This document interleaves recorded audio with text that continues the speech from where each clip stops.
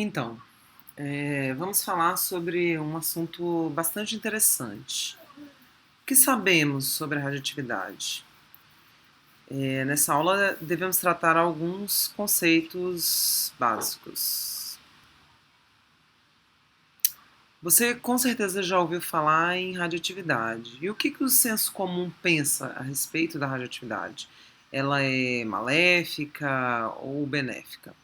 Com certeza, ou provavelmente, você respondeu que ela é maléfica, pelas coisas que você já ouviu falar nos jornais, na mídia de uma forma geral. E a gente tem que tomar cuidado com o que o senso comum pensa. É sempre bom a gente pesquisar mais sobre as coisas antes de ter uma opinião formada sobre algo. Então vamos começar. Observe esse espectro de ondas eletromagnéticas. Verifique que existem vários tipos de radiação. Por exemplo, a gente tem ultravioletas, ondas de rádio e TV, microondas, infravermelho. A única radiação que está associada à radioatividade é a radiação conhecida como radiação gama. Daqui a pouco a gente vai falar especificamente sobre a radiação gama. Okay? Ela é uma onda eletromagnética de alta frequência, ela é muito energética e ela tem um poder de penetração muito alto. Ela atravessa, por exemplo, todas as partes do nosso corpo. E daí ela ser mais. Poder causar mais problemas, né? Porque ela consegue atravessar nosso corpo e ela é muito energética. Então ela pode quebrar ligações, por exemplo, do DNA. E aí esse DNA pode voltar a fazer as suas ligações de forma alterada, errada, né? E aí você vai ter um material genético defeituoso. Então esse é um problema associado à onda do tipo gama. Bom, então a gente tem que ter cuidado. Existem vários tipos de radiação.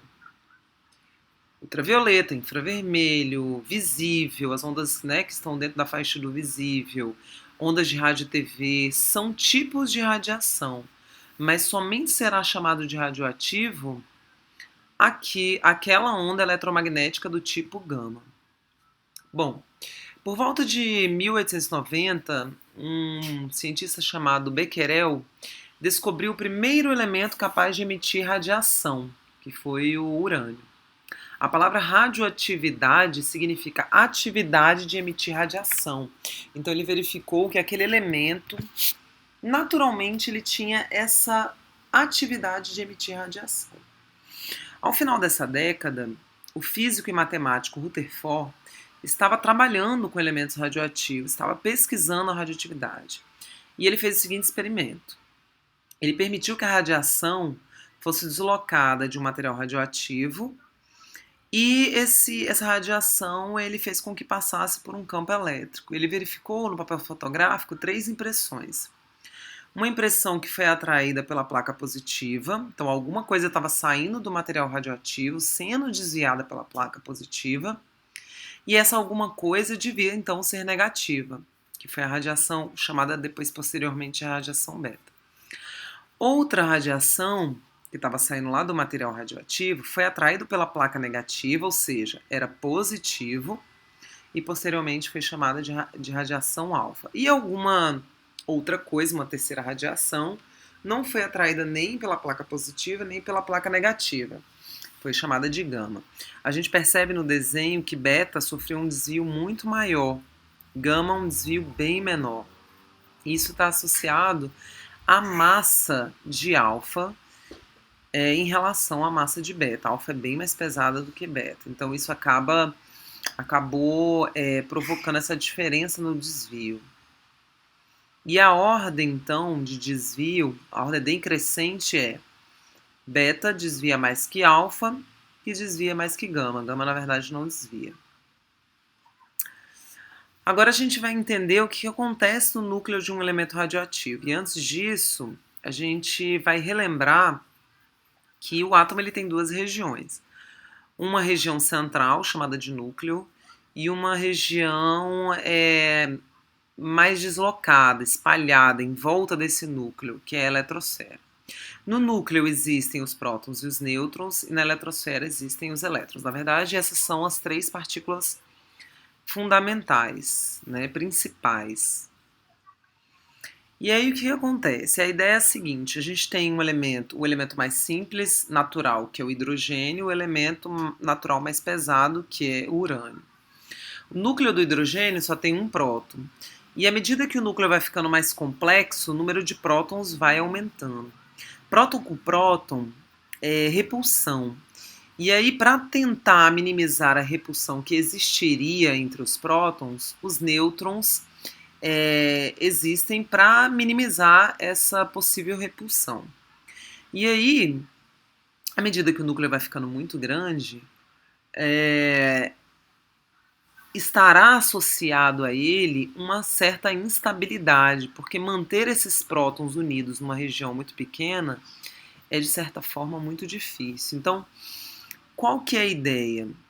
A ideia é que núcleos grandes com excesso de energia, eles tendem a buscar uma estabilidade. E eles podem buscar estabilidade da seguinte forma: ou emitindo radiação alfa e beta, que são partículas, na verdade, porque elas têm uma massa, ou emitindo somente energia, que seria a onda eletromagnética do tipo, ou conhecida como radiação gama.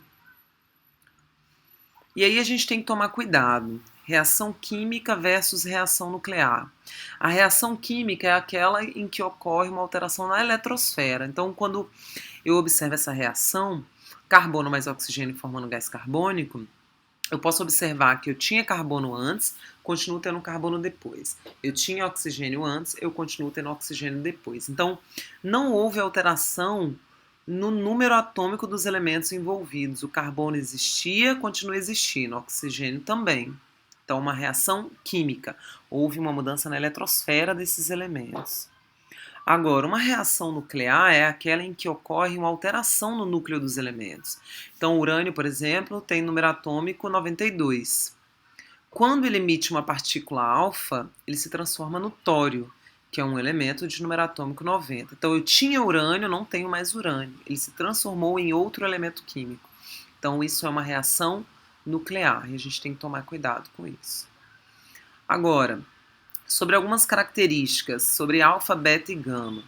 Alfa é uma partícula que ela é semelhante a um núcleo de hélio. Ela é formada por 2 prótons e 2 nêutrons. Então, ela tem massa 4 e carga mais 2. Beta é semelhante a um elétron. É uma partícula que tem massa desprezível e carga menos 1. E gama é uma onda eletromagnética, ou seja, não tem massa e não tem carga. Poder de penetração. Como o alfa é uma partícula pesada, baixo poder de penetração, né? Beta, poder de penetração moderado. E gama, poder de penetração elevado, porque é uma onda eletromagnética. Há algumas outras características. Danos aos seres humanos. Alfa causa pequenos danos porque eles são detidos pelas camadas mortas das células da pele, podendo no máximo causar queimaduras. Beta, como ela tem um poder de penetração um pouco maior, ela consegue penetrar cerca de 2 centímetros da nossa pele e ionizar algumas moléculas, gerando radicais livres. E gama, como é uma onda eletromagnética de alta frequência, alta energia, ela pode atravessar completamente o nosso corpo e acabar causando algum dano no nosso DNA. Alfa, por ser pesada, ela tem uma velocidade 5% da velocidade da luz, beta 95% e gama, por ser uma onda eletromagnética, ela tem a velocidade igual à velocidade da luz. Então, sobre o poder de penetração, as partículas alfa são detidas, por exemplo, na nossa pele, as partículas beta são detidas por uma folha de alumínio de 1 milímetro, e as partículas gama, por exemplo, são detidas por uma parede de chumbo de 2,5 a 5 centímetros de espessura. E aí as utilidades. A radioatividade, então, ela é utilizada muito mais do que a gente pode imaginar. Por exemplo, ela é utilizada na medicina, né? muito utilizada em exames de diagnóstico. Então você vai fazer um exame, você utiliza, por exemplo, um contraste, você faz ingestão de um elemento radioativo que tem que ter uma meia-vida pequena. Ele, em poucas horas ou em poucos dias, ele some do seu organismo. Esse elemento fica no seu corpo e vai agir num determinado órgão. Por exemplo, quando você toma o iodo radioativo, ele vai para a tireoide e a sua tireoide vai ficar emitindo radiação. E aí vai ter uma máquina que vai captar aquela radiação e vai conseguir gerar uma imagem da sua tireoide. Então, na medicina é bastante estudada. Na farmácia, por exemplo, os farmacêuticos estudam, pesquisam bastante os radiofármacos, né? A ação de algumas substâncias radioativas no organismo. Usado na medicina, por exemplo, para desinfetar materiais cirúrgicos, né? Você passa a radiação pelo material e a radiação acaba matando micro-organismos, né? Então ela é bastante utilizada. Também utilizada no controle de pragas. Então eu tenho uma plantação, quero acabar com as pragas. Eu posso fazer com que eu posso inserir isótopos radioativos na minha praga. Esses isótopos eles podem causar a infertilidade ou mesmo matar essas pragas, e aí eu uso um material radioativo também de meia-vida curta, e aí em poucos dias eu não tenho mais esse material radioativo porque ele vai ter se transformado em outra coisa. Uma outra utilização na agricultura é a irradiação de alimentos, uma série de benefícios quando se irradia alimentos. Por exemplo, você vai evitar o brotamento, você vai matar bactérias, você vai evitar ou diminuir intoxicação alimentares. Então, uma série de benefícios quando se irradia alimentos com material radioativo. Passo a radiação, né, sobre esses alimentos.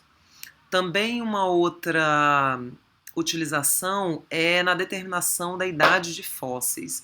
Então, eu utilizo o método de datação com carbono 14, né, porque os fósseis são formados de carbono, são materiais orgânicos, então eles têm uma certa quantidade de carbono 14, e aí você tem condições de determinar, através da meia-vida do carbono 14 e da quantidade de carbono 14 nesse fóssil, você tem como determinar mais ou menos, aproximadamente a idade desse fóssil.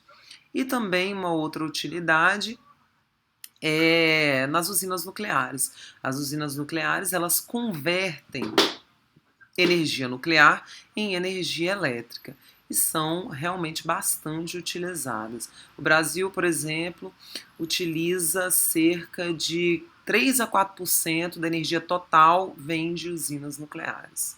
Alguns outros países utilizam muito mais do que isso. A França, por exemplo, é o país que mais se utiliza da energia nuclear. Cerca de 75% da sua energia elétrica total vem de usinas nucleares.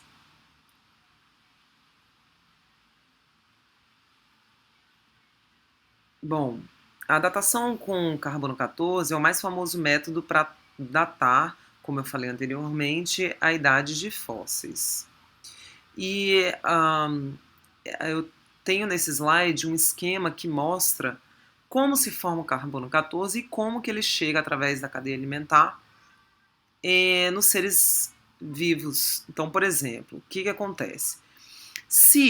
Olha a probabilidade disso acontecer. Se um nêutron entra na nossa atmosfera, ele vem do espaço. Se ele entra na atmosfera e ele se choca com um átomo de nitrogênio, olha a probabilidade disso acontecer, muito pequena. Ele pode acabar expulsando um próton do átomo de nitrogênio e aí eu tenho a formação do carbono 14.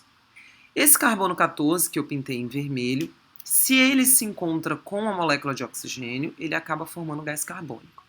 O gás carbônico, então, terá um carbono radioativo. Esse gás carbônico ele pode ser absorvido pelas plantas. E aí, esse carbono radioativo vai fazer parte das plantas. Os animais comem as plantas, então os animais, nós estamos inseridos aí, teremos carbono 14 no nosso organismo. Só que o carbono 14 ele é radioativo. No caso específico, ele é emissor de partícula beta. Então, a gente consome o carbono 14, mas ele decai, ele se transforma, volta, né, a ser o nitrogênio. Então a gente tem mais ou menos uma quantidade fixa de carbono 14. A gente absorve e libera, absorve e libera. Quando um animal morre, ele deixa de inserir o carbono, de absorver o carbono 14. E aí esse carbono 14 passa a decair apenas. Então, depois de um tempo, a quantidade de carbono 14 fica menor do que num ser vivo. E aí é dessa maneira que se determina a quantidade de carbono 14. Mais lá na frente, quando a gente falar de meia-vida, a gente utiliza o exemplo para a determinação de um fóssil, da idade de um fóssil.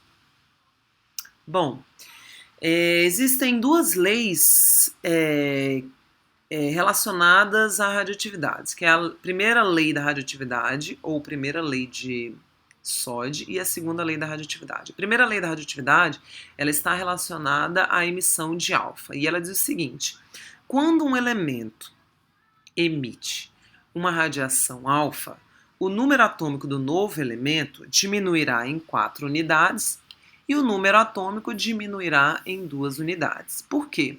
Porque está saindo do núcleo uma pequena partícula que é igual a um núcleo de hélio, então o meu átomo ficará um pouco menor. Aí tem um exemplo do plutônio se transformando em urânio.